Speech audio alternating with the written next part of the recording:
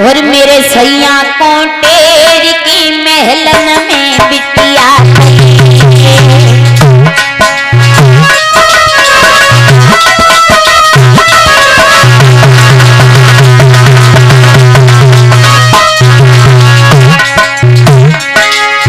सुनीति ने दासी को बुलाया और समझाया, हे दासी हमारे मुंह की तरफ खड़ी होकर के क्या देख रही हो?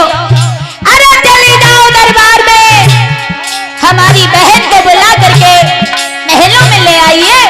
और बोली है महारानी आगे बढ़ करके,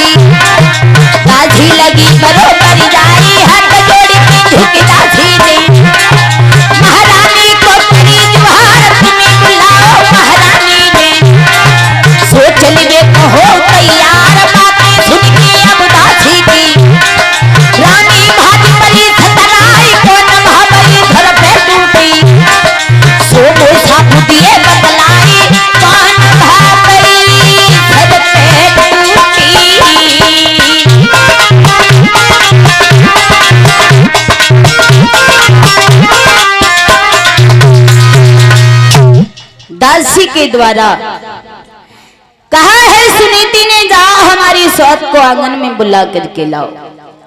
उसी समय आज दासी गई है, छोटी महारानी सुरची का जहां डोला रखा है, हाथ जोड़े प्रणाम किया, कहा महारानी डोले से उतर के नीचे आओ। क्यों क्यों आए? तुम्हारी बहन तुम्हें महलों में बुला रही है। कह रही है दासी, तुम्हारी बहन तुम्हें महलों में बुला रही है। मैं समझी नहीं, साफ साफ समझाओ क्या कहना चाहते हैं। साफ साफ ये है, हाँ जो तुम्हारी बड़ी बहन है ना, हाँ वो तुम्हें बुला रही है। बड़ी बहन? हाँ। हमारी कौन से बड़ी बहनें आ गई? अरे तुम्हें मालूम नहीं है क्या? तुम्हारे महाराज की पहले वाली जो पत्नी है ना। क्या कह रही दासी? हाँ पहले वाली पत्नी यार हमारी सौत। और क्या? ओहो, तुम्हें बुला रही है, मालूम नहीं है? इतनी बड़ी बात महाराजा ने हमें इतनी बड़ी बात छुपाई। दासी! हाँ महारानी। महाराज को बुलाओ।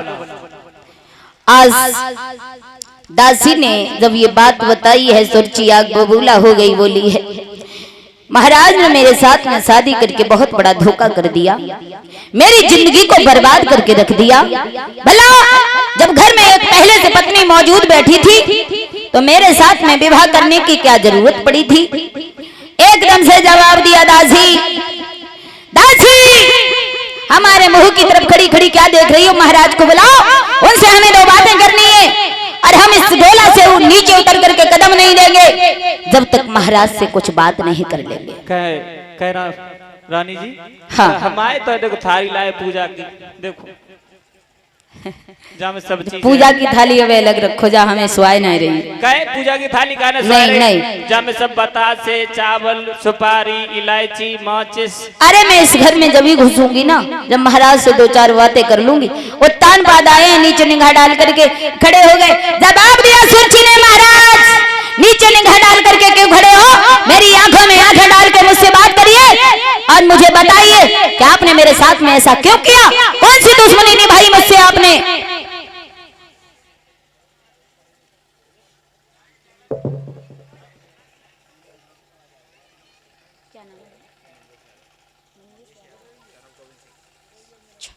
और ये बेटा मंजेश यादव शनौफ गोविंद सिंह की तरफ से फूलों की माला और एक शाल दे करके सम्मान कर रहे हैं। कामना करेंगे पढ़ लिख करके विद्वान बने, अपने माता और पिता का नाम रोशन करें और घर में लक्ष्मी वास करती रहे, हाथों में परिवार में सुख शांति और सम्मान मिलता रहे। मेरी प्रभु से यही आशा और अभिलाषा है।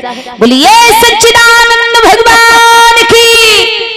तो भैया अब तो सुरची ने कहा महाराज नीचे निगाह काहे को डाले खड़े हो, मेरी आंखों में आंखें डाल के बात करो।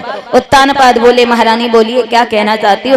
जवाब दिया कहना तो ये चाहती हूँ, हमें ये बताओ जब घर में पहले से एक स्त्री मौजूद थी तो क्या जरूरत पड़ी थी मेरे साथ में शादी करने की? क्यों लाए हो हमें यहाँ पर? हमें कुछ तो समझाइए भला। उत्तानपाद की आंखों में आंसू आ गए। सुरची ने जवाब दिया महाराज अब आपसे कहना यही है। कौन सा? सुनो।